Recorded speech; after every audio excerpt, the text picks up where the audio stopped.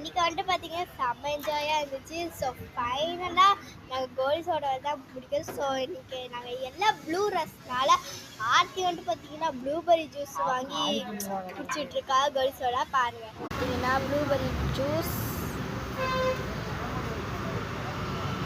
நானும் அம்மாவும் Mirinda juice குடிச்சிருக்கோம், orange கோலி soda.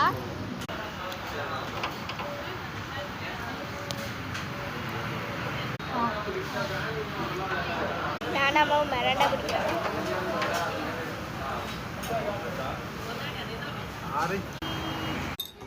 மூஞ்சல உட்காந்து ஆடிட்டு இருக்கோம் ஃப்ரெண்ட்ஸ். நீங்களே யாராவது